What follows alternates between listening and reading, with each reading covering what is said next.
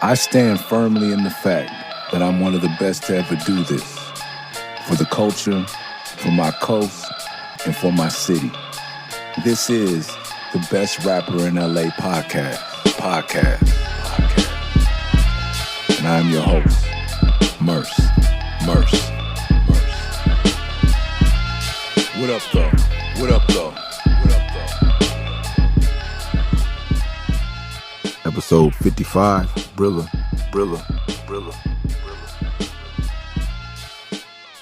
Working a lot of jobs these days, y'all.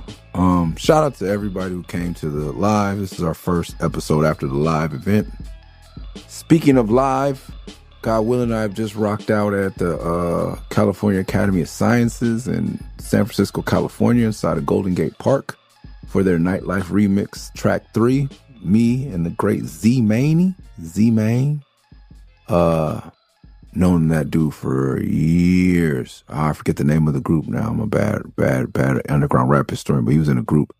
Dude with dreads and a white button up and these huge scissors. He used to get on stage. They had a dope ass show. He's always been a dope ass performer. Hope y'all enjoy the show. It's also booked by the homie Anacron, who you know did the Netherworlds project with me. My first rap friend, the first person I recorded raps with on a 4-track when we were 14 years old.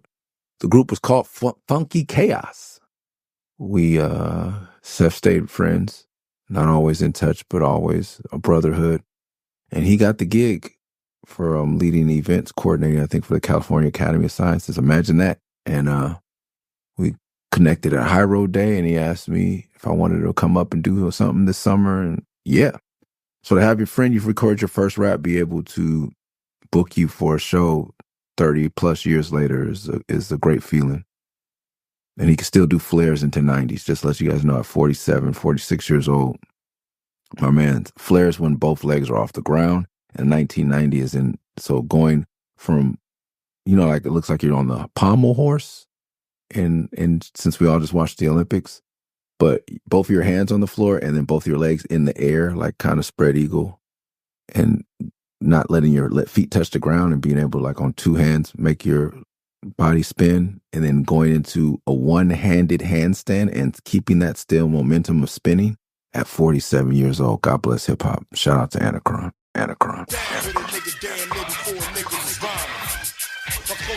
What's up, Ham? What's up, Murs? What's up, Jess? What's up, Cop? Eastside, Crystal, Jedi, Perf, Pro, and Pops. Do you got some real niggas? Well, that all depends on the definition that you use to classify friends. I'm picky with who's selected into my exclusive and elite circle of friends. Every fool I meet ain't gonna be the homie, but a gang of marks claim to know me. I always tell the story. I'm going to tell it even if you guys heard it before, because it's amazing. We used to ditch school every day, but if we didn't meet at the spot, because we didn't have cell phones, I don't even know if we had pagers. But 1993, I believe it was, because Used to Lover just came out. Yo, we gotta be the short shot.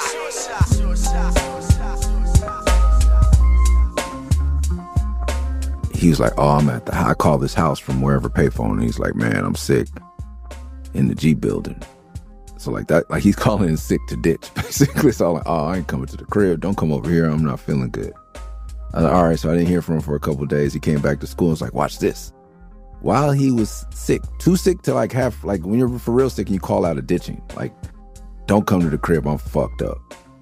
He taught himself how to do a 1990, a one-handed handstand hand spin by watching the Used to Lover video on repeat, recording it on VHS and watching that part until he taught himself how to do it while he was ill. That's why he's ill. He used to be the Ill Styles before he was Anacron Text. Ill Style was Jawbone, Tech 9, and Basshead. That's what our names in Funky Chaos. And yes, my name was Tech 9. I bust rhymes like a gat. I'm not Oprah Winfrey, but my style is quite fat. That was my first 2 bars I ever recorded. And look at us now. So the live show, I've been rehearsing with the homie DJ Hydro. Shout out to him. He should have dropped his line of hats, which is fucking awesome. Makes me wish I can wear a hat. Clothing line called Vinyl. Really dope. His son, Jay Derillis, has a new single about to drop called El Rey. They have dope hip-hop family. His other son, DJ Bomb, DJs with them. His wife, DJs with them, DJ Genie. If you don't follow DJ Hydro, DJ Genie, DJ Bomb, or Jay Derillis, make sure you support them and their newest venture as a hip-hop family, Vinyl. Not vinyls, never S. Vinyl, never S. It makes more sense than moose, okay? To have vinyl be the plural. Not fishes, but fish. Not vinyls, but vinyl. I can never get over the fact that it's goose and geese and not moose and meese. I don't understand that. I'm going with meese every day. Sue me. Yeah. So, ladies and gents, live, rehearsing with DJ Hydro in the Bay, we got to Look and Fly, which I've done in the Bay lots of times since 2008 when this album dropped. Say hell yeah! Say fuck yeah! Say holy shit! Make noise, y'all, come on! Say hell yeah! Say fuck yeah! Say oh my god! Make some motherfucking noise! Fly like a condor, fly like an eagle. Fly in the 85, candy painted regal.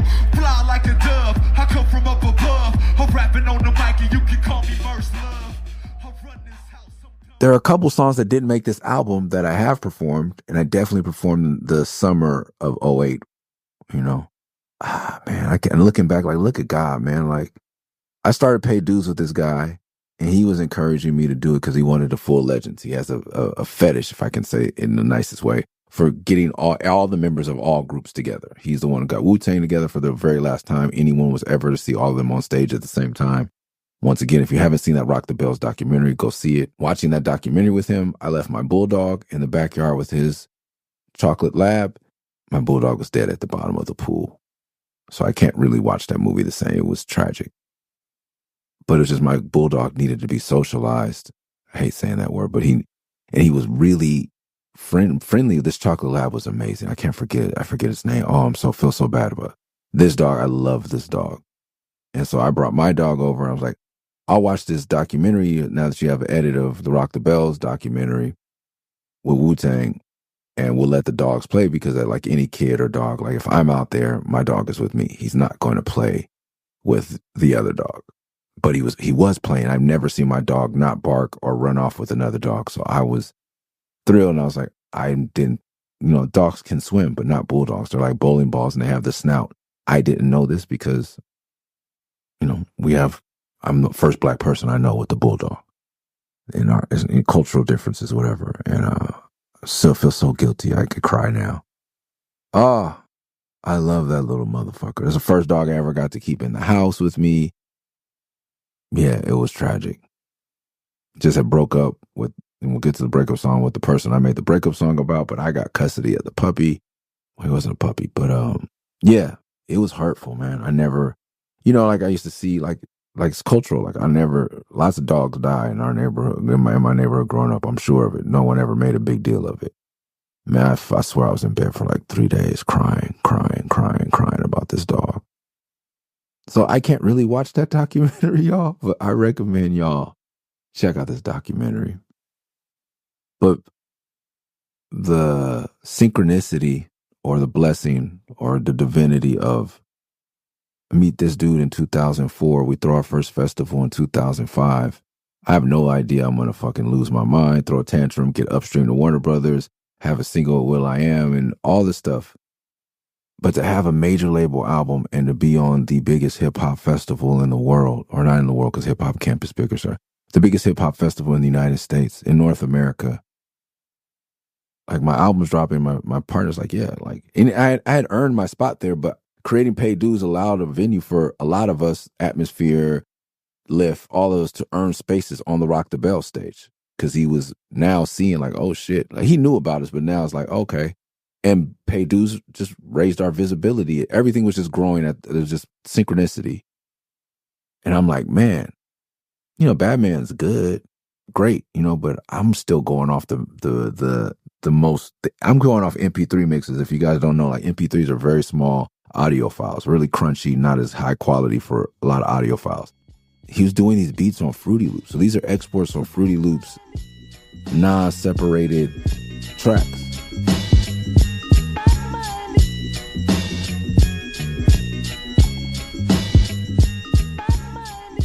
For an indie record label, we didn't expect 316 to be what it was. And nor did Ninth have, I don't think, the knowledge of just, music technology wasn't with him, and he wasn't mixing and mastering records as many. This was 316 is his second record or third record. I think it came out before the Minstrel Show. So second or third record to be in stores. And really the listening wasn't like super nationally distributed, wasn't in Best Buy and shit. 316 may have been his first nationally distributed complete album. And we didn't have the budget of Atlantic to like mix this. And I don't, this is before him. And now he has one of the best, if I can say the best hip hop engineer ever in Guru. Young Guru is a fucking master. And so now, anyway, so these instrumentals weren't banging, but having the chance to be on the main stage at Rock the Bells and have really mastered professional instrumentals, but also I never had a banger. And I didn't know Rock the Bells was coming, but I got Looking Fly, and that's a banger. Fly like a condor, fly like an eagle. Fly in the 85, candy painted regal. Fly like a dove, I come from up above. I'm rapping on the mic and you can call me Murs Love. I run this house, I'm dumbing out.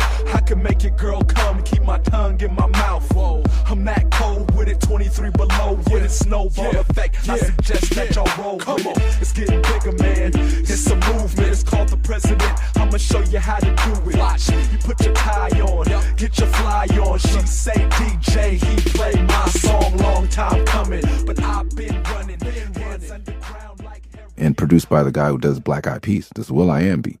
I think there was some help and assistance. It came out of the Black Eyed Peas house, mixed and mastered by DJ Quick. This was a banger.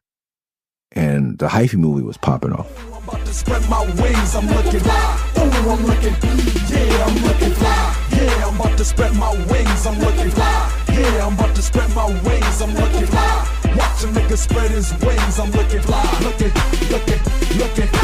fly. I did an interview with a brother named One Way Possible, who I've known for a while. It's on KALW 91.7, San Francisco, California.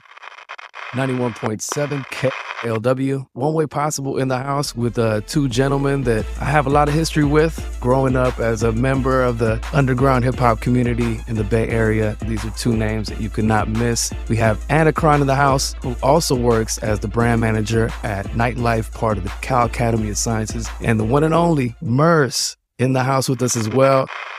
And he was just saying like, yo, and Anacron said like, if you come to a Murs show, it's going to be high energy.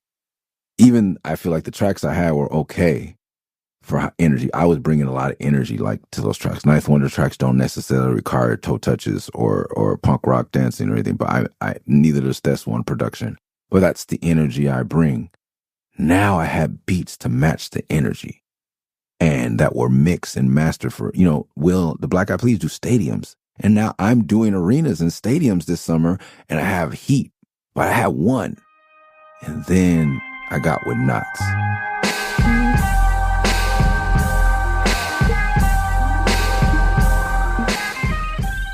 And man, let me tell you, Knots is one of my favorite producers ever. And his mixes are great. So we'll get to his other song, but he gave me one song we'll talk about later. But then I got also Rick Rock. And the Hyphy movement's popping off. I got Rick Rock, and I've been a fan of Rick Rock because I've been an E40 fan. It's like, who did this one? This one and then one. This shit knock. Who did the beat? My nigga Rick Rock. This one of them ones. I like this knock. Who did the beat? My nigga Rick Rock. Since I heard him say that, I was like, oh, I gotta get this. I gotta get the beat from this guy. And then he kept doing it. But then he did. We beat to rap what key beat to lock. We beat to rap what key beat to lock. We beat to rap what key beat to lock. We beat to rap what key beat to lock. I got my second win, pimp. E40. Key beat to lock, but we beat Rick to Rock. rap. I got my second win. Sick with a BMA. Talk to a PM.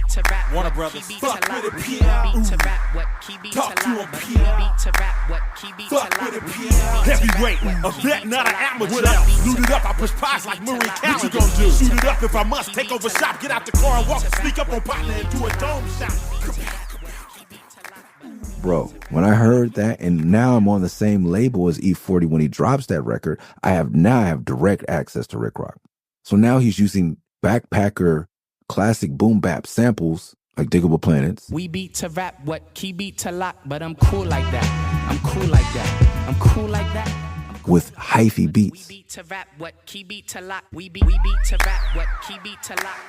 If the Hyphy movement wasn't built for me, I'm a high energy, dread-headed, half ghetto, I'm a street kid who loves Bay Area music, who loves hip hop and high, like that was made for me. The Hyphy movement, but especially that track. I still remember being in my house when Tell Me When to Go dropped. Ooh. Tell me when to go. Tell me when to go. Tell me when to go. Tell me when to go. Tell me when to go. Tell me when to go. Tell me when to go. Tell me when to go.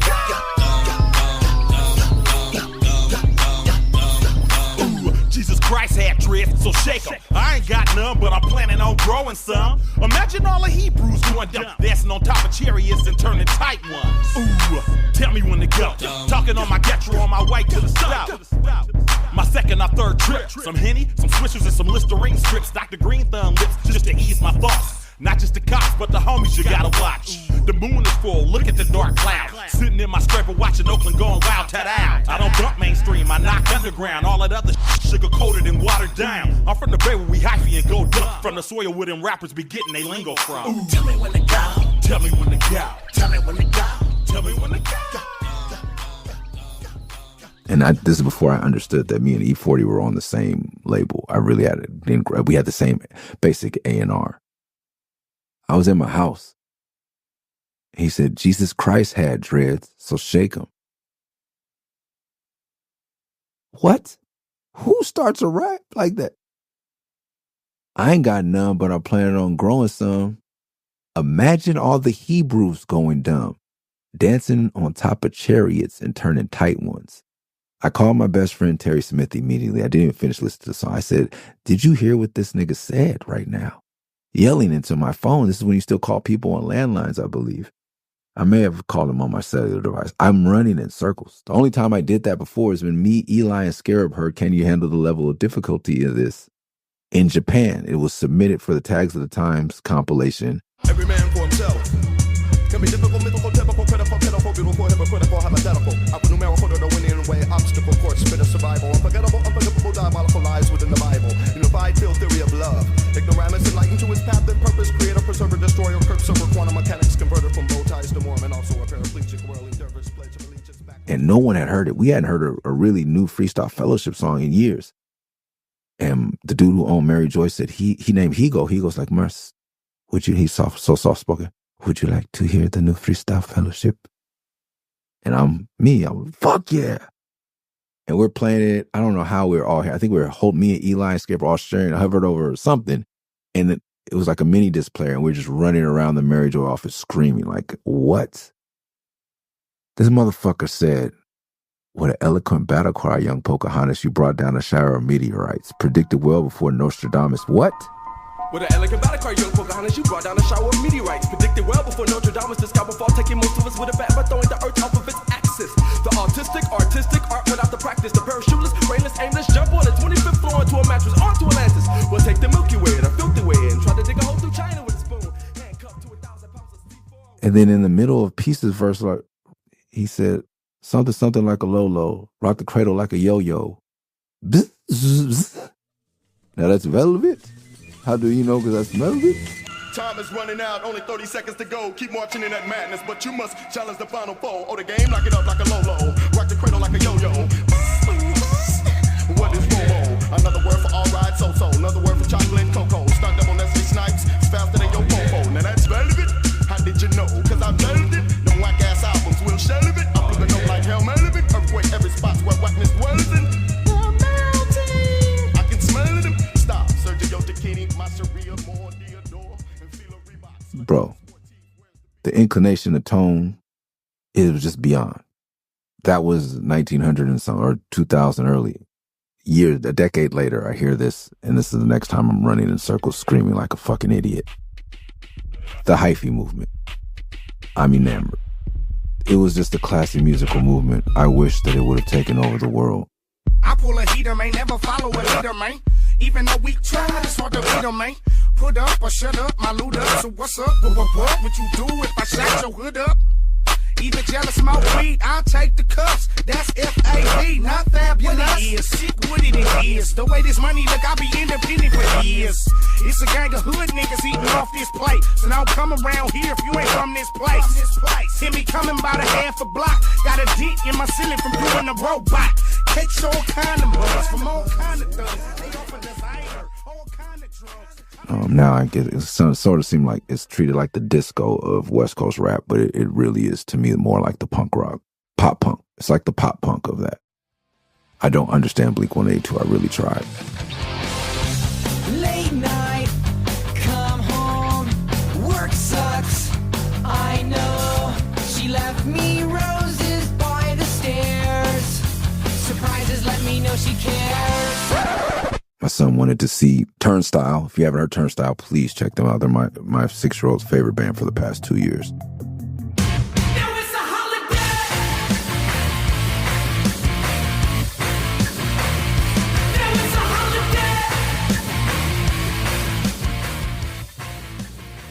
They're amazing, and they're opening for Blink-182 at the Coliseum. And I was like, man, if we go, I'm not just going to go to see Turnstile and leave, but I probably should. Man, I don't get it. I like Boxcar Racer. I like Travis Barker, but when they get together, I don't get it. I don't get it.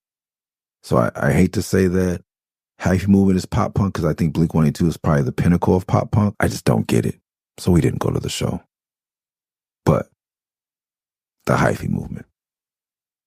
So my idea was to continue the Rick Rock theme, and the first album that I could consider a classic that I remember loving as a classic rap album was De La Soul Is Dead. Like when it was an album experience with the skits, the music, the look, the comic book on the inside, like everything. Like I was my first, this is amazing, an album.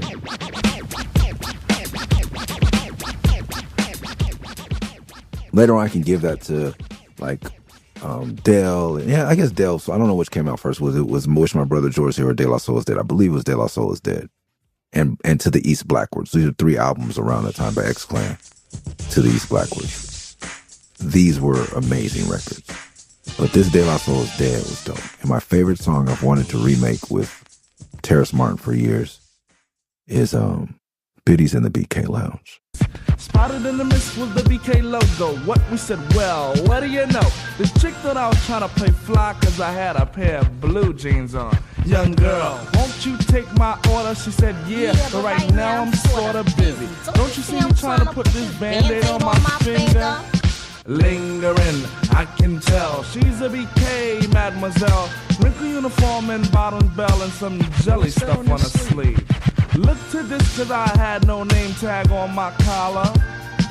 Could be pissed cause she's clocking $2.45 an hour. And then boss hog hollered, girl, you better make this quick. She said, I ain't your girl and I ain't your chick. I had an idea of lickety split, took my hat off and that was it.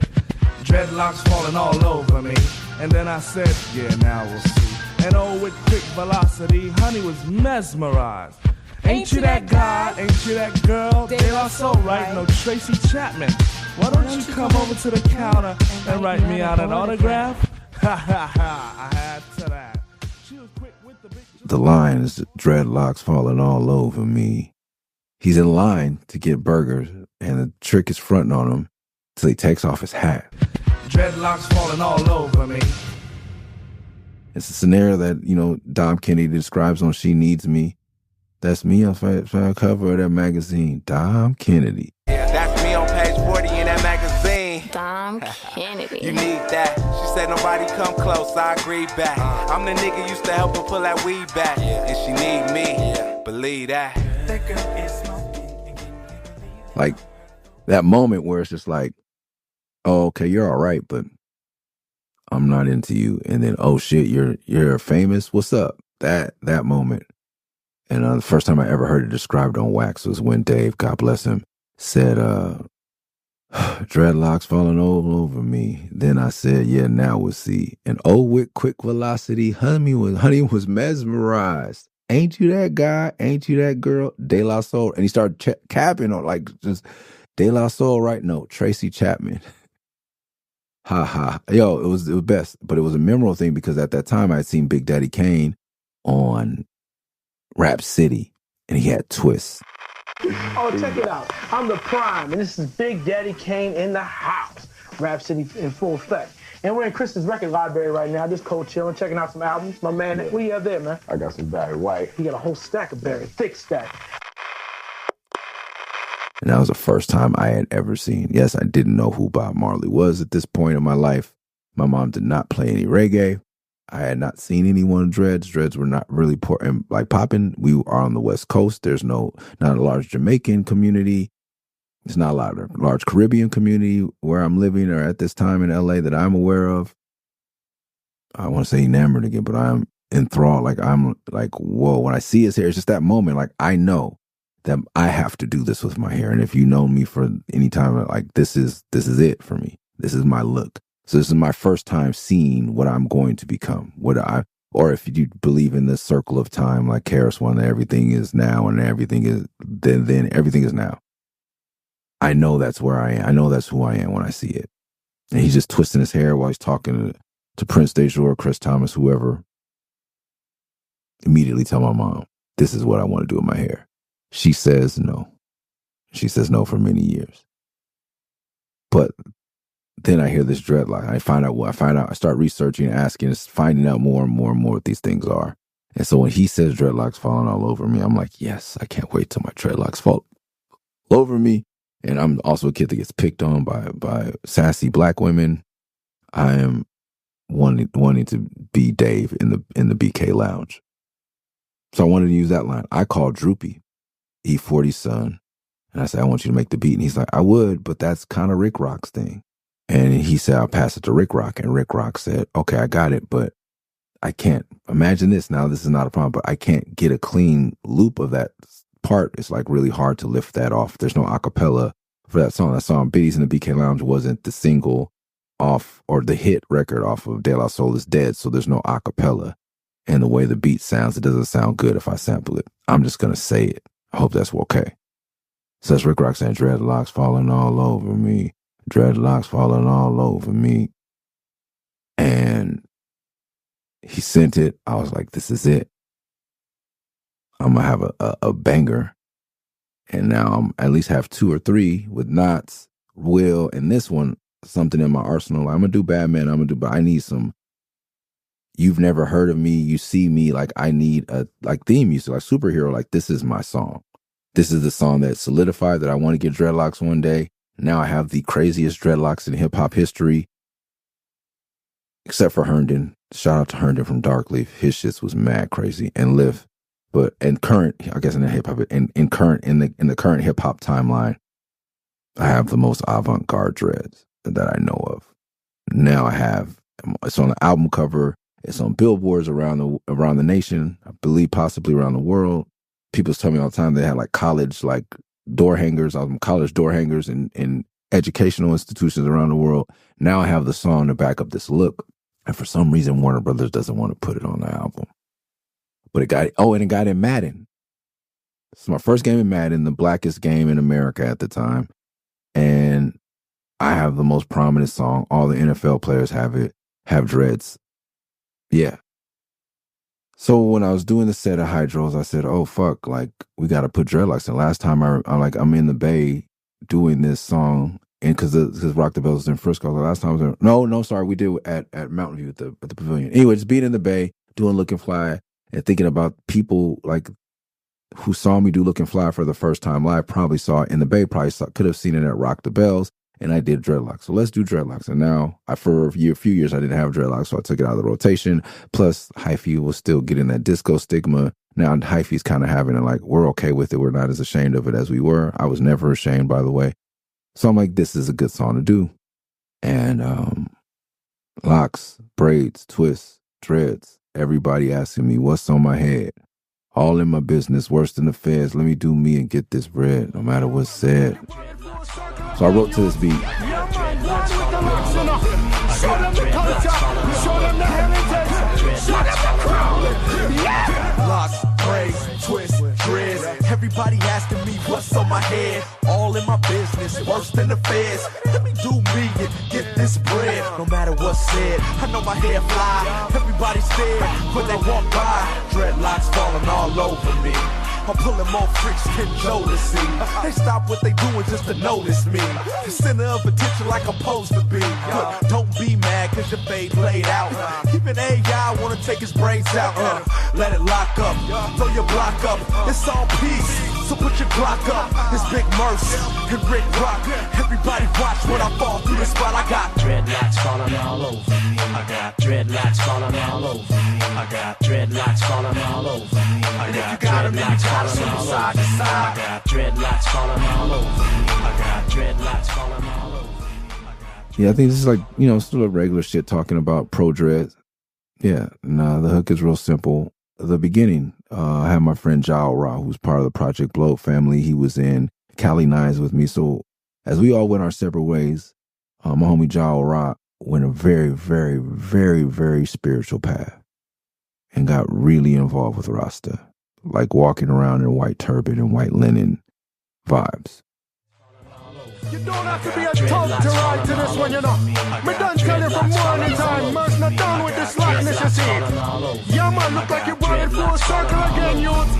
Yeah, man, one with the locks, Show them the culture, show them the heritage, show them the crown. Yeah! locks, braids, twist, dreads. Everybody asking me what's on my head. It's like we were just the African backpacker kids. Himself introduced me to Ora and Bektimba, our other friend, and Jaskiat. I think they were all going to Culver City. We were like West LA weird African black kids. So, but we connected, me, him, Anacron, through himself, connected with them. And we just, and I see him at the African marketplace and all these things. Any Afrocentric event, Ja Ora would be there. I think he used to be Aura, and then he changed to Ora. And speaking in patois, you just all of the levity and just the whole bill. And he didn't, when we were putting out tapes and albums, I think he was more focused on his spirituality, his physical fitness. The guy is the fucking pillar of health. I mean, the picture of health, whatever the saying is. He's fucking one of the healthiest 40-plus-year-old people over 45 I've seen in my life. Like, I really believe he could do a push-up on one finger still have all his locks wrapped up. He's the guy, when I had to go to my first funeral with my locks and I had to tie them up, he taught me the proper prayer and scripture to read and how to tie it up. So when I was doing this song, I said, it's only right that Ora, I need some, I think somebody in the studio was like, you need some, chanting and patois and, dance-off vibes. I was like, all right, let me get my mans, because he's the real fucking deal. He came to the studio and blessed the track. So that's him you hear, but that's not I didn't go pick a random Rasta off the street or mail it off to Jamaica and get some vocals back. This is my man's, my brother. Yeah, Cali 9, shout out to Kinky Red, we were a crew, Cali 9, Cali zip codes. Yeah, people try to tell me that I'm being rebellious, hair too wild, I'm overzealous. Bob Marley had him, he doping to Elvis. NFL players got him under their helmet. People try to tell me that I'm being rebellious. My hair too wild and I'm overzealous. But Bob Marley had him, he doper than Elvis. NFL players got him under their helmet, celebrating in the end zone, dancing. Some people say it give you power like Samson. You say they ugly, but your girl say it's handsome. Ask my man Pac-Man Joe's in Atlanta. College graduates on down to the Bamas. You can speak proper or that country grammar. You can have none or you can have just one. But everybody know dreads have more fun. Mac Dre had your boy Sway got him. You can separate them, twist them down to the bottom, or let them go crazy like I got mine. Some people got 100, I got about 9. Dreadlocks falling all over me. I got dreadlocks falling all over me. I got dreadlocks falling all over me. Shouting out Pac-Man Jones. First time I got to say Bama on a record, and my cousins from PG County in Maryland and the DMV, as some people say, they always used to say, who you little Bamas? And Jit and Bama was stuff my cousins from Florida would say, look at you calling us Jit, because he was a little older. My cousin Corey, shout out to him, I love you, bro. He was just look at you little Jits. I was like, what's that, cuz? We cuz, dude, cuz. And then my other cousin, James, he's from PG County, and him and his sister were like, oh, Bama's, like all like, little derogatory, diminutive terms from the East Coast and from the West Coast. And, we Buster, Mark, like, but, so getting to say Bama on the track was dope. Shout out Pac-Man Jones. We got to hang out one night. I believe it was the night that he was accused of a lot of different things, and I was this close to rolling out with him. But really good, solid dude. Really had a lot of love for him. And getting to say his name on the track was dope. Mac Dre had him. Your boy Sway got him. You could separate him. Some people got 100. I got about 9 now. I have like 54 or something like that. I don't know how many I have exactly. I counted it once. Seen a dude. We were in Kansas City. Not the epicenter of African culture. And but I always try to find some Ethiopian food with my wife. Every pregnancy, Ethiopian food is of the utmost importance with us. And just in general, my whole life. My first girlfriend, her mom owned an Ethiopian restaurant. So like I've been with the locks in Ethiopia, Rasta from a very young age. So I love being with a woman who loves to eat Ethiopian food, especially when she's growing one of our lives. And to me, where all life grew from as current science believes it may change, but the cradle of civilization is Ethiopia. So when my wife is growing new life and all she wants is Ethiopian food, I think it is the most perfect and best thing ever. Dude came in, so we're in Kansas City when I was on Strange Music, and she's pregnant. We immediately go to get Ethiopia. I never really stray far. The Strange Music offices are in the boonies, and I just eat. So subsist on a Waffle House and Beyond Burgers or whatever the fuck while I'm out there. Just fuck it. It may be the Midwest, but fucking Missouri's country as fuck, bro. Especially out in Blue Springs where Strange Music is. So my wife came, she's not going for that shit. She's raw food, vegan era type shit. So we're like, all right, we'll go get Ethiopian food. Eating cooked food is like slacking for my wife. I brought that slackness to her life. Dudes in the Ethiopian restaurant, I guess I'm like, the community's so small here, my dude. Like, at hindsight, I'm like, why are you on your high horse? He's gatekeeping. Oh, I like your locks, brother. Cool, thanks, man. You know how many you got? Huh? This is my third iteration of dreadlocks. I'm like, what the fuck you mean, man? You know how many finger toes you got? How come you don't know how many dreadlocks you got? My nigga, if you don't shut the fuck up, cuz. This is another thing, too. Is like, I don't play all that shit, bro. I'm not a Rasta. I have dreads.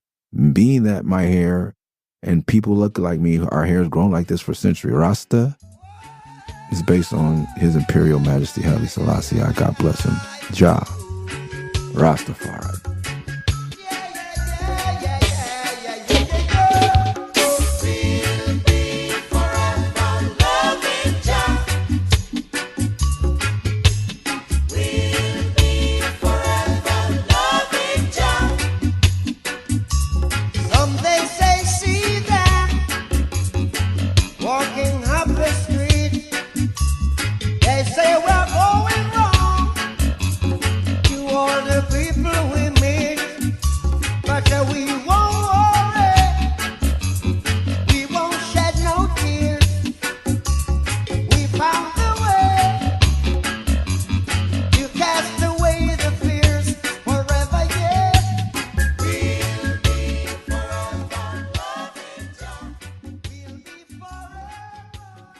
Dreadlocks weren't invented by a Rasta.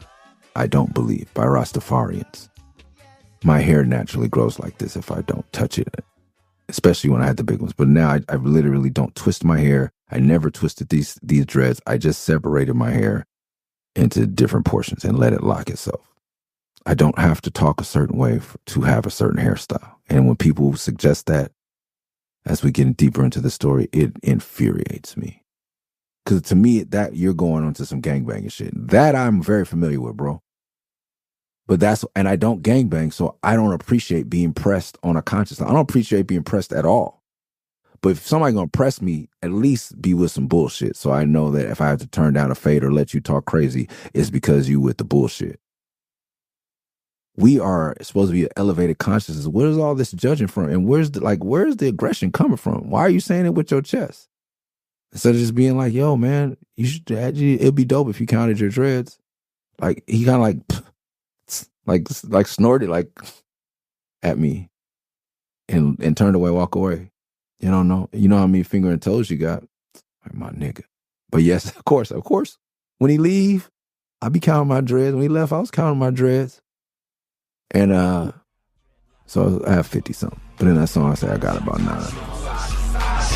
Jesus Christ had, Bob Marley had. It may be in style, but it's not a fad. It's my heritage, the way that I wear it is just like my great-great-grandparents did. They used to tell us kids that it was shameful. How you tell a lion not to let his mane grow? Asians, Jamaicans, even the Anglos all get irie and letting it tango.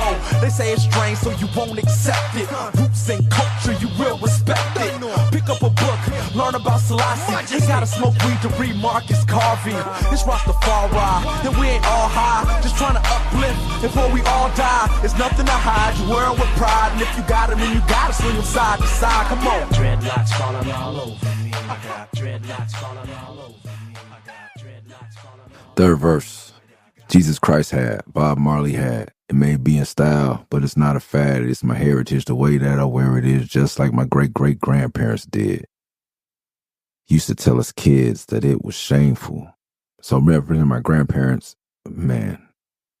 Back to my cousins with the Bamas and Jits. My cousins like are all over this, like in my heart and at this point, because a lot of them and I had reconnected a little bit at this point. As I started touring the nation and the internet got big, my cousins would pull up on me like, oh, you in DC? I'm pulling up. Oh, you in this part? Are you pulling up? Oh, or I meet people like, oh, I go to school with your cousin. Like my Florida cousins, like I think our family has more graduates of FAMU than any family on the planet Earth. I think it might be like descendants of my great-great-grandfather may be like in the hundreds of people who graduated from FAMU and multiple HBCUs. On the West Coast, we kind of got lost, but rightfully so because there's no HBCUs over here except for South Charles Drew. But being a vegetarian and having locks was like, oh my God, especially so there's 3 brothers and their descendants on the West Coast. I was the first of all the children to like, I'm not going to college. I'm not going to school. My mom, her brothers didn't go. Sorry. But for me now, I'm like the complete, like smoking weed, selling weed, dreads, vegetarianism, which my grandfather's like, God's meat's not going to like smack me in the back of the head. Like you don't want to eat. I'm like, I'm not eating beef ribs. No. Never has somebody's personal choices irritated so many people as these choices irritated my family. Shout out to my uncle and aunt never gave me that much of a hard time about it. They're the younger ones. And my oldest uncle didn't. But my mom and my grandparents was on my head, literally on my head. And I was shamed, like when we go to family functions, because like the West Coast family, we stick together, but once or every other year, every year we go to family reunion. There's a breakdown that y'all don't need to know about, but definitely every other year we have it in Florida, North Florida. So this year my mom's ashamed, but I think I'm old enough for I maybe buy my own ticket, or I'm not cutting my hair at this time. No, I didn't go. I don't think I was allowed to go because this is when I was hopping from couch to couch. I had my dreads. Me and my mom and my family were not in a good place, and I definitely didn't have the money to go. And she came back, and she was like, your cousin Corey, your cousin Kadria, your cousin Sean, all have dreads. And they did African dances at the talent show this year, at the family reunion. I was like, we don't understand genetics. We didn't have the internet. I didn't call my cousins. I hadn't seen them in 2 to maybe 4 years. Last time we saw, we were calling each other jits and bamas and dudes and niggas and cuz and all this shit. Playing on tractors, chasing fireflies and shit. Watching Fraggle Rock. I wasn't allowed to go to the reunion. My mom, and that's when she relented. She was like, it has to be natural. Whatever African gene or whatever rebellious black revolutionary gene, it is in all of us, honey. And it must have skipped a lot of generations because none of our elders are that way. I don't come from a great-grandfather who was smoking weed and had dreadlocks. He was born in the late 1800s. That wasn't even an option. This shit has to be way back. you know, and it wasn't Rasta popped up when, like, mid 1900s, if that, as a religion, even though I recognize the I infinity and all that, great. But this shit is that when, like, sometimes when, like, if you get a dark skinned kid or a real light skinned kid in our community, say, oh, that's that reach back. And this reach back is all the way to the continent. So it's my heritage. I wear it just like my great grandparents did. Like, when my elders didn't respect it, I was like, I know there's elders, ancestors, before this term was popular in the community. This is from the ancestors, because it touched our bloodline heavy at the same time, without any communication, completely divine. And, like, yeah, you can go deep. Like, my cousin, the eldest of that coast, who kind of, I think, kickstarted it, and me on this coast, are both very also in the Afro-Brazilian culture, but never talked about it. They're reading Medu Neter, all these books, like, we are on the same page and not even talking to each other. It was wild. So saying, like, as great-grandparents did, they used to tell us kids that it was shameful. How you tell a lion not to let his mane grow. Yeah, on this podcast, like, we'll get to it later, but Absol, like, this third verse was like, I'm gonna hook him with the first two verses. I'm like, bitches, I got bitches. I look like following me like Jodeci, fuck Elvis, like, all, like, street level, like, you know, surface level, like, shit, and the beat and the hook to get people in. And I was like, on this third verse, I'm going to give these kids in Oakland and the Bay Area running around with dreads what they need. And that's what I've always said to, like, all you know, some of the black kids I met that are like, okay, you know, the industry, your OGs in the industry, they're going to give you the game about that. I'm always going to give you the knowledge. Like, when Absol was on tour with me and he was like, who is Haile Selassie? I was like, bro, boom, boom, boom, boom. And of course, the way these kids' minds were, he went to his bunk, YouTubed all day, and came back like, oh, showing me Selassie pictures I didn't even know about. And that's where there's the interview where Bob Marley says, God black. And that's where Black God Black, don't understand, came from on Brighter Days. And that's where there's also an interview where I interview Absol at Pay Dues, and he's like, I hadn't heard Terrorist Threat yet. He's like, you ain't heard my new single? He's like, when you hear it, you'll get it. Look at the sound of Soprano, you niggas know. Kick your games, bitch, your flow. Can't fuck with this top dog shit, though. Kick your games, bitch, your flow. Can't fuck with this top dog shit, though. Kick your games, bitch, your flow. Can't fuck with this top dog shit, though. Kick your games, bitch, your flow. Can't fuck with this top dog shit, though. Wish I could see all the Selassie. Maybe my sovereignty will still be mine. If all the gangs in the world unify, we stand a chance against the military tonight. I said we stand a chance against the military tonight. I said we stand a chance against the military tonight. Babylon, Babylon. At my window, all I see is Babylon. On the news, all I see is Babylon. And all niggas do is just Babylon. Money and hoes, more money and hoes. If I sold dope, I'd have plenty of flows. I was from the projects like J-Rock. I would have more than likely. I wish I could see the Selassie. Like, I taught him who Haile Selassie was, or I put him up on it. I don't say taught him, because he taught himself with, like, YouTube and shit. But I think I was probably one of the first person he felt comfortable coming to ask about him, His Imperial Majesty. But that third verse was because I knew there were kids out there like that, and they had lost an era of, like, I had X-Clan and Karis One mentioned these names, and Marcus Garvey and these names. As I mentioned previously, like Harriet Tubman, like, saying these names is important. We are an oral tradition. We are a culture of orators. Like, it has to be said. So I gave them that knowledge in the third verse highly intentionally. And the first two verses are intentionally that way. So now that I know it's on Madden, I probably should have put those verses up front, but I don't think they would have received them. But I wanted this generation of the Hyphy movement. Like, yes, it's cool to have dreads, and yes, it's cool to still be turfed out or turfed up, whatever the fuck, but we need to know. You need to know. I'm going to give you the roots. Shout out to the Oakland Roots, by the way, and the Oakland Soul. Those are the soccer organizations in the town. But yeah, he showed me also footage I had heard from so many, like, Rasta over, like off Western, like hood Rastas, like, do something like, oh yeah, him Imperial Majesty, him walk with lions, I'm like, okay, G. Yeah, him live a place for us in Africa. When you go to Africa, go to Ethiopia, you go it's the line for you, Shashamani for you, that line. And I'm like, okay, bro. Didn't believe any of this shit. You're high as fuck, bro. Show me how to make these incense. Let me buy some beeswax. Get the fuck up out of here. Give me some frankincense oils. Peace. They were not lying, bro. Lying about the lion. There is footage of this man, Haile Selassie, in the back of his palace with lions walking the fuck around, bro.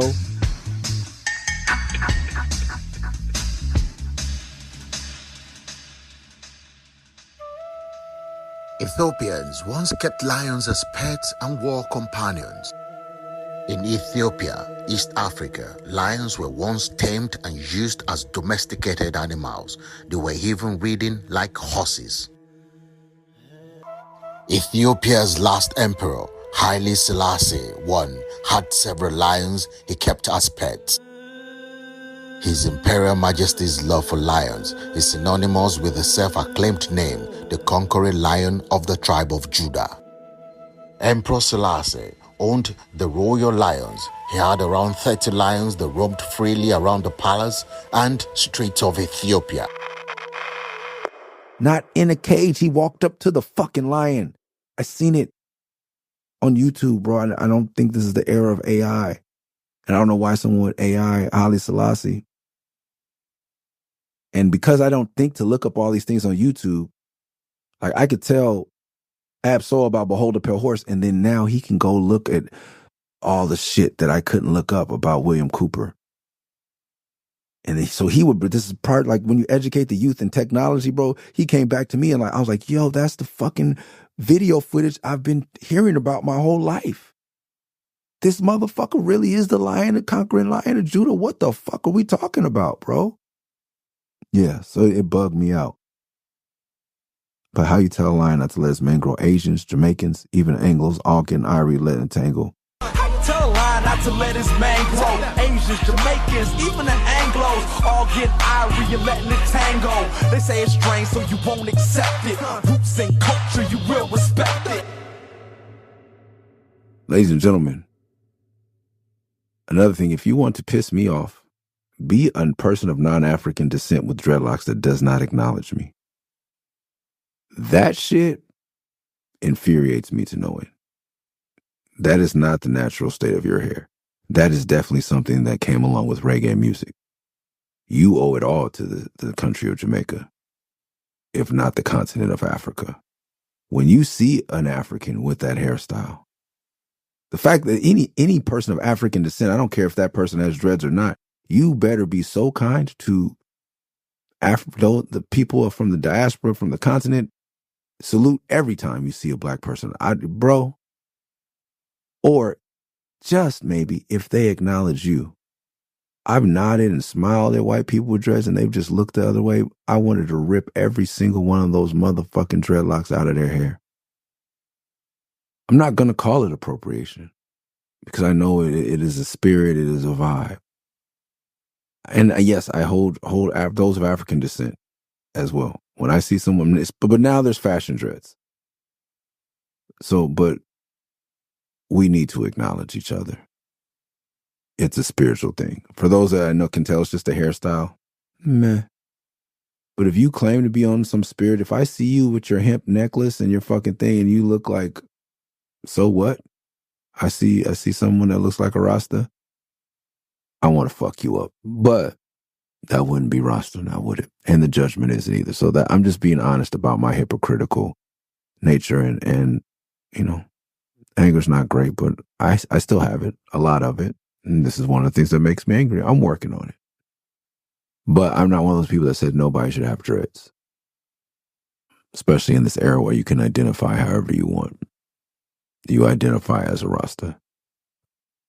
They say it's strange, so you won't accept it. Roots and culture, you will respect it. Roots and culture, another pillar of Rasta and African culture. Roots and culture, you will respect it. This song is called Roots and Culture.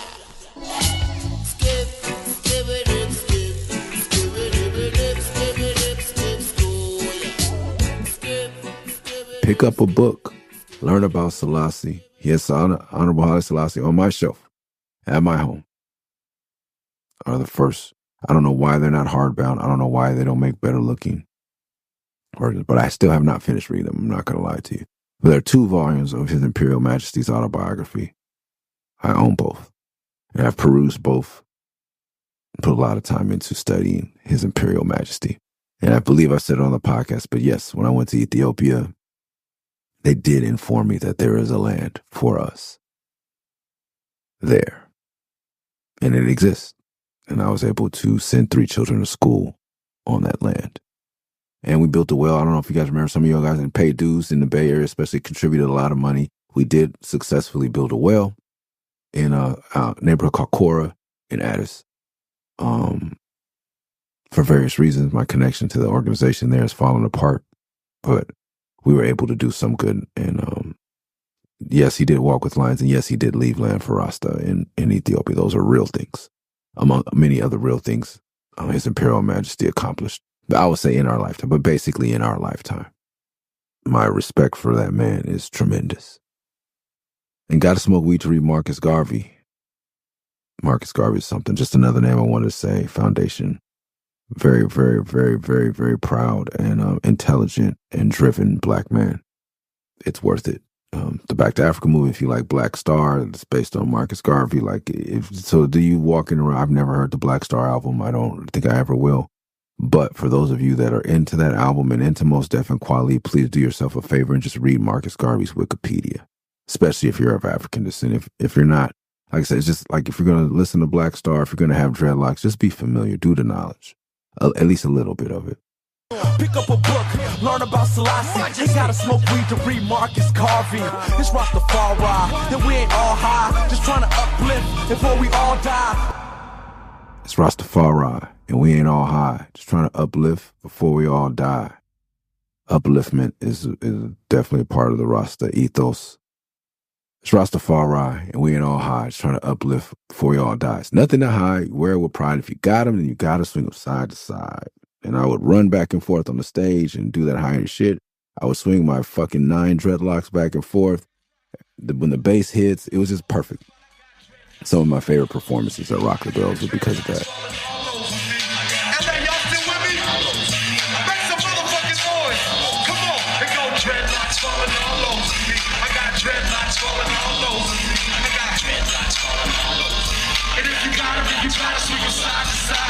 People try to tell me that I'm being rebellious. My hair too wild and I'm overzealous. But Bob Marley had him, he doper than Elvis. NFL players got him under their helmets. Celebrating in the end zone, dancing. Some people say it gives you power like Samson. You say it ugly, but your girl say it's handsome. That's my man Pac-Man Jones in Atlanta. College graduates on down to the Bahamas. You can speak trouble or that country grammar. You can have none and you can have just one. Oh man, I could just like skate highs. Super baggy Billionaire Boys Club denim, Upper Playground Fernando Valenzuela t-shirt, and my amazing Teriyaki Boys Blazing Ape sunglasses. Oh, and a huge Nyabingi Congo, whatever the fuck, phallic lock on top of it. That is definitely like whatever Super Saiyan level Murs, like that is it, bro. I'm entering my Master Roshi phase. I'm not as familiar with Dragon Ball Z as that would suggest, but I think that's how it goes. This is the wisdom and understanding era of my life and my locks. That was the knowledge and wisdom era, if that makes sense. Peace to the gods and the earth and all the Rasta worldwide. Rastafari. Jolly children, yeah. Jaja live, children, yeah. Jolly children, yeah. Jaja live, children, yeah.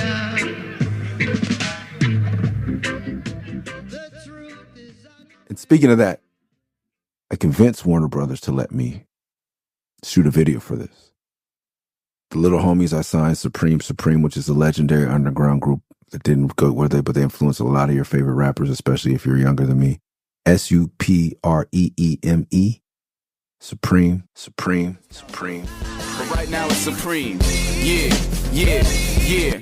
Got the white folks at the stock market exchange going out of their brain because Supreme is deranged. Not gonna take change, we gon' take all the bucks. And y'all niggas pissed off, y'all got nothing on us. You can call your detectives. You gon' need the vest and the contraceptive to protect you from my weapons. Sorta like Iran and George Bush. Use a poor fish trying to swim with no fins. Like a lame hoe trying to bitch with no friends. I'm a monster, got a rocket launcher on top of my shoulder. One of them is a Jamaican. He also produced Mercer's Guide to the World's Greatest Cities. Recently, one of my favorite human beings. His name is Shaka Gervin, a.k.a. Tom Cruise. That's C-R-U-Z, a.k.a. GoldenEye. I think it's GLDNEYE 1 on Instagram. But he had some connections. When I met them, like I said, like Ethiopia, Rasta, Jamaica has like been a part of me just randomly popping up, especially Ethiopia and Rasta though. And so Nagasi Armada, also very, very Afrocentric young man. Like when I signed them, I think he sent me a letter from, I don't know if he was in Kenya or Nairobi or somewhere on the continent or in Ghana. But he sent me a tape from there. Like he was in Ghana calling my house. Like, did you listen to our tape? Are you going to sign us? So very rooted in Africa, even though Sam, who's down with them or was down with them, is the other white guy in the group. But he definitely is very aligned with the black experience and he's familiar with the culture in depth, thanks to Shaka and Nagasi. And Shaka, all they did was up me on dancehall and all the Jamaican slang and various African Rasta. Like, so that's the tour where I met my wife and I wasn't drinking, but they convinced me to go hang out with my wife because most nights we just sit around and talk about Rasta shit and Jamaican shit and dance hall, and I would drink sodas, which isn't very tall at all. Even like in log cabin, we were all just a bunch of dreaded Rasta wannabe or actual, like Eli, Tom Slick, Radio Inactive, Saga, like a whole log cabin was Malik the Problem Child. Like we were all dreads, like Rhythm, like everyone. I don't know if they were like, it would be like the fucking Benetton Rasta ad, smelling like fucking weed, motherfuckers on shrooms, LSD, listening to Roots or Bob or something. Not the Roots, but Roots and reggae. And bro, we were definitely smoking hookah in 1994 and shisha and just, Tams and we were Rasta the fuck. Me and my Rod Lavers with the red, gold, and green laces. It was a movement, bro. So it's always been a part of my life. So meeting Shaka and Supreme was like, meeting the younger 3MG kind of, basically. Because it was two black guys and a white guy, and there's just super Rasta, African conscious roots. It's fun. I never even saw that. Yeah, it's so right in my face. I signed basically us. And I took them on their first tour. And it was just me, God finding a way to ground me again. And grew my locks back and just really got in tune with culture again. And Shaka even got the original Ethiopian flag with a lion and Judah. That was his first tattoo, and he got that on tour with me. Yeah, it was a moment where I was being reconnected and, just feeling my roots. And Shaka, being from Jamaica, had another friend who was a video director, and he said, if we can get this money, my homeboy can shoot us video for Dreadlocks, and we can do it in Jamaica. I've never been to Jamaica. I got these dreadlocks. I've been to Cayman Island. I've been, it's time to go to Jamaica.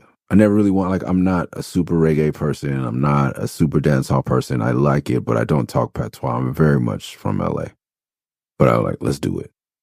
Because I also never like to go places and be an outsider. I don't like the feeling when I get treated like a tourist. I'm sorry, I had gone to Jamaica. Sorry.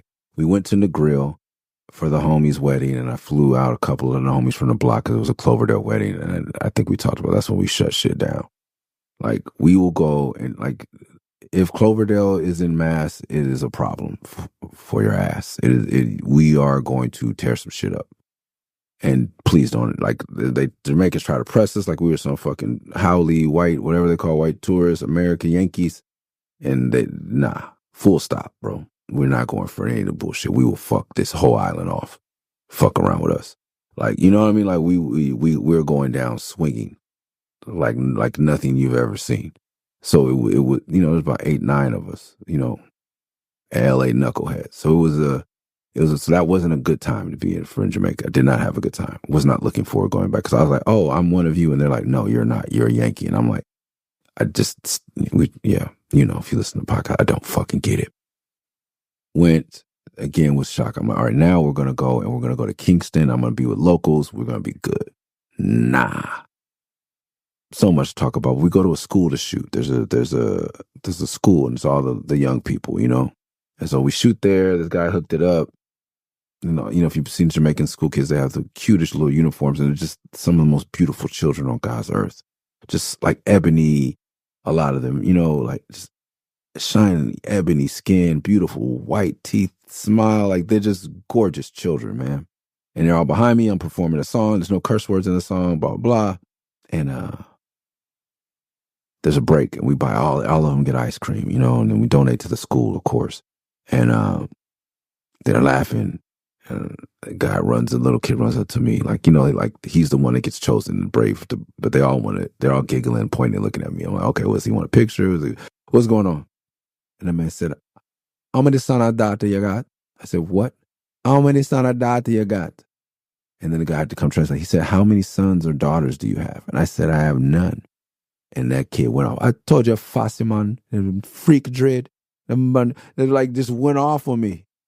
Like they're like calling like derogatory terms for homeless. The bottom man, like the freak dread is like someone who comes down and like is gay or is like, I don't heard all kind of definitions, but like sells dick to the white tourists or like women. Some of them are gay. Like this freak, like because I shave, because in Rasta you're not supposed to shave, especially if you had locks like I have. Those are very sacred style of locks within that community. So me shaving and having like a shaven face is like, oh man.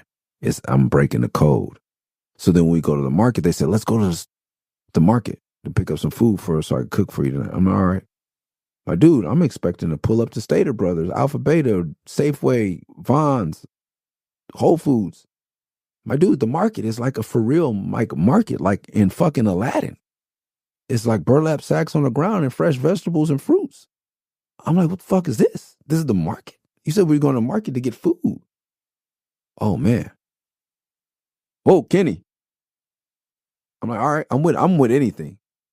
So we're walking through filming, and they got bag juice.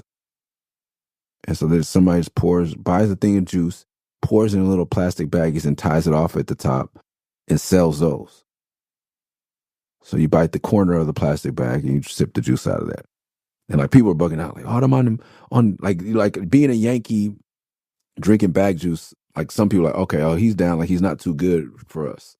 I'm like, yeah, that's the thing about me is like, I'll get down however y'all get down, minus the meat and drugs. You know what I'm saying?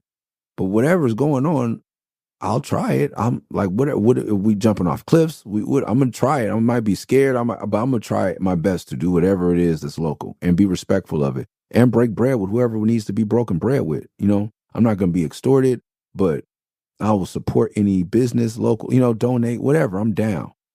So when you treat me like a Yankee or to me like a white person, I get really upset. Because I don't have the privilege you think I have. But my feeling, what I get from is that no matter where you go in the world, being a Black American is the bottom of the barrel because we have no identity. Jamaica has created a culture and identity. They have a twang, a language. Haiti has a culture, identity, a flag. I watched the Olympics. I could never, as much as I really am not one of these people that hates on America, I could never, ever hold that flag up like that. I couldn't. I don't judge anyone who can. I could never, ever, until we add some black to it or get some makeover. That's Susan B. Anthony or whoever the fuck piece of shit. Never.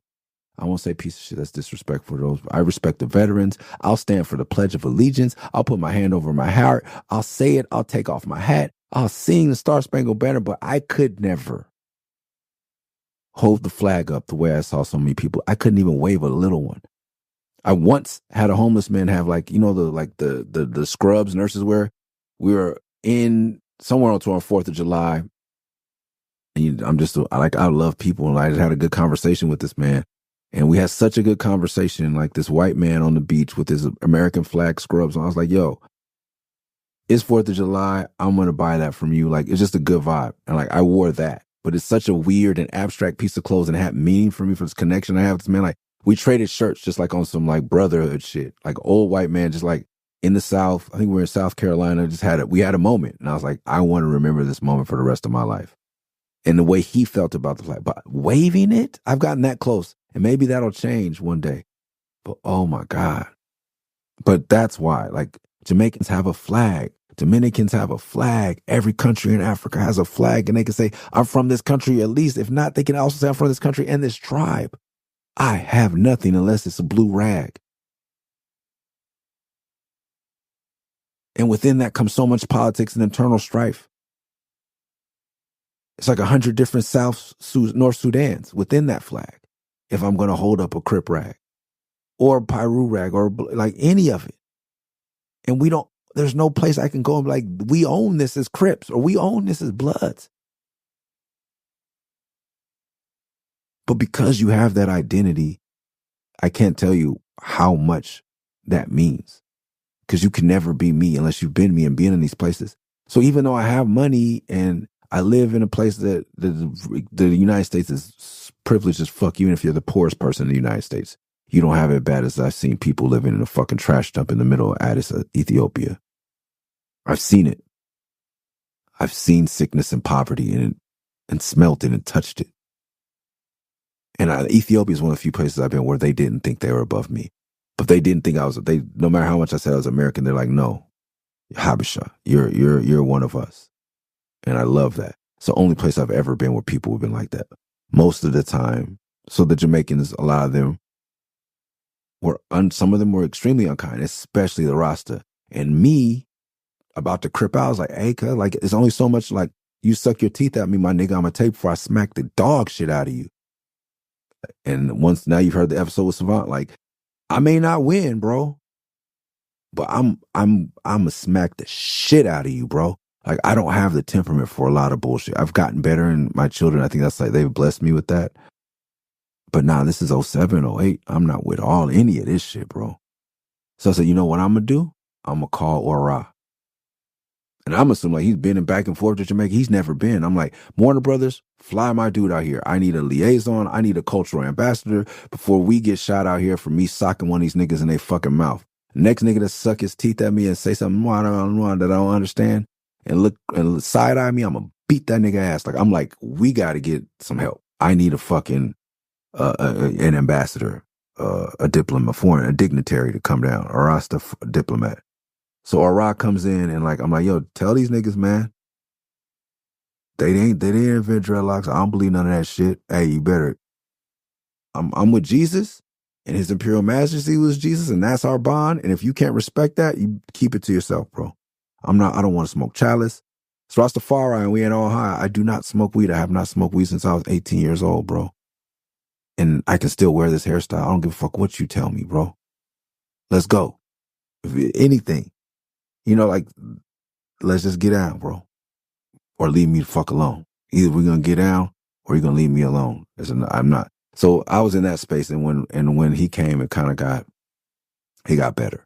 But like, dude's trying to like punk us at the spot. We shooting on the beach. Like, if you want to shoot here, you're going to have to pay me. I said, man, look, I'll give you some money, but nah. Oh, that's not enough. Well, hey, check this out, bro. You can go back to where you walked to with no shoes, get the one gun, y'all all share in your neighborhood, and come back, you might be able to rob me. But by that time, we're going to be gone. And if you give me that energy, I'm telling this dude straight up, like, if you give me that, I'm going to beat your ass right here. So you can go, I'm going to beat your ass, then you can go back and go get the one burner there or 2, 3. This is not America, y'all. I don't think y'all got it like that. And I can feel the energy. I'm like, you're not built like that, bro. Like, you're a beach kid that likes to punk tourists. I am not the one, bro. We're going to shoot as much as we want right here until you go get a couple of them things, bro. And I'm just not for it, bro. I'm not for being impressed by people who don't have the authority to be impressive.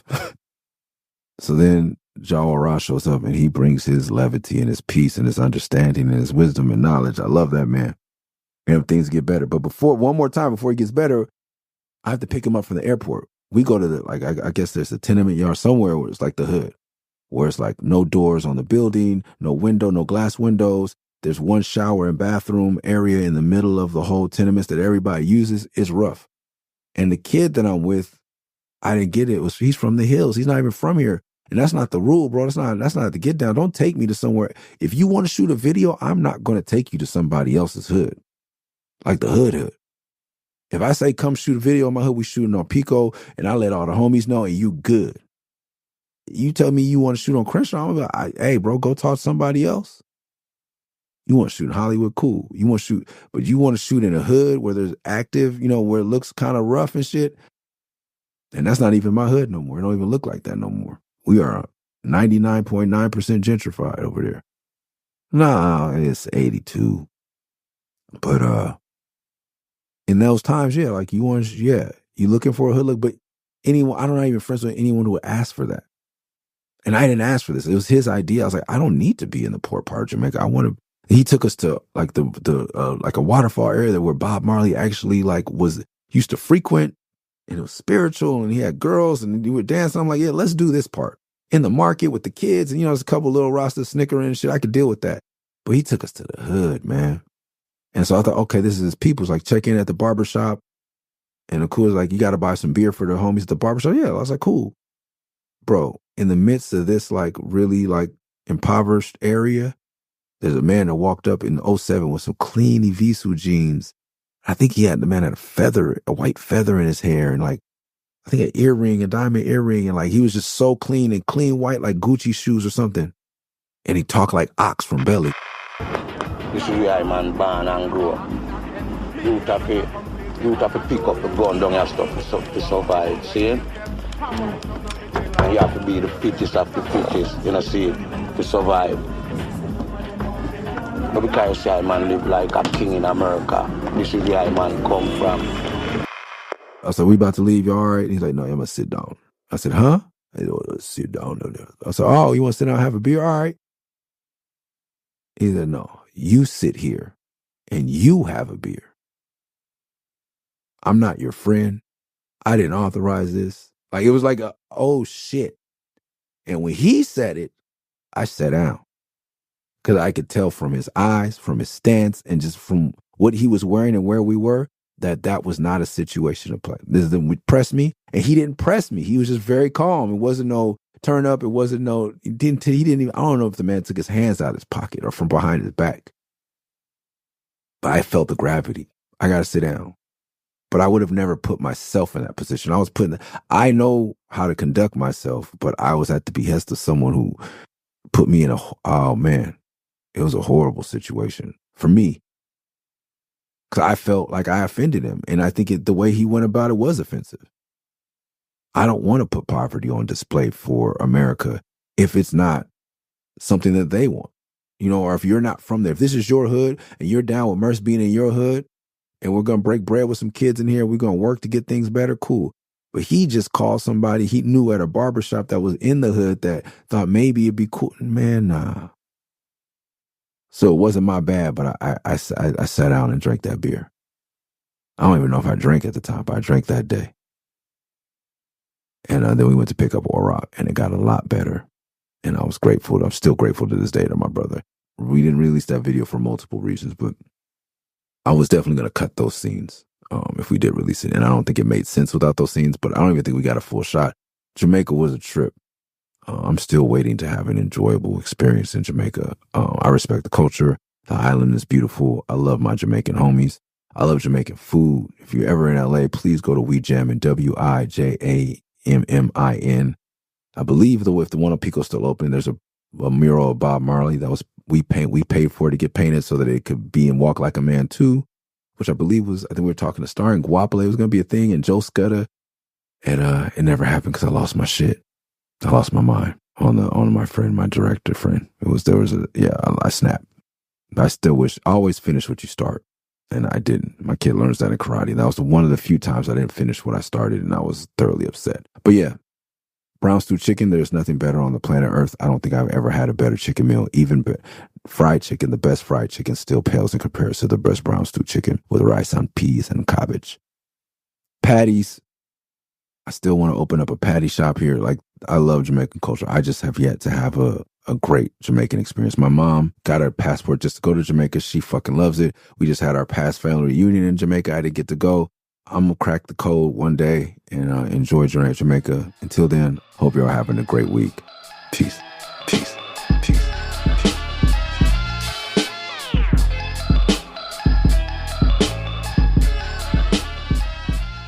Thanks for listening to the Best Rapper in L.A. podcast. Make sure you subscribe wherever you listen to podcasts. Make sure you never miss an episode by subscribing on Spotify, Apple, wherever it is. If you like the show, leave a review on Apple Music or Spotify. And to support the podcast directly, go to patreon.com/MURS316, Murs316. See y'all next week. Peace. Peace.